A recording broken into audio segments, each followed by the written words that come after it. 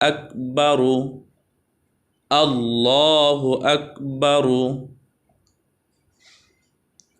রসুলুল্লাহি, রসুলুল্লাহি,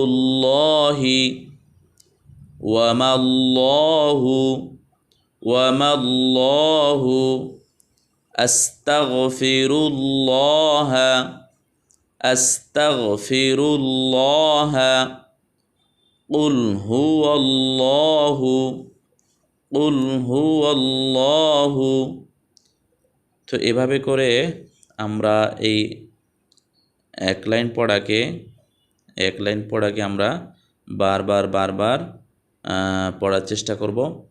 বারবার বানান করলে ইনশাল্লাহ আমাদের উপরের তাজবিদ কায়দা যেটা আছে সেটা আমাদের আত্মস্থ হয়ে যাবে ইনশাল্লাহ। তো আজকে পর্যন্তই, ইনশাল্লাহ দেখা হবে আগামী ক্লাসে।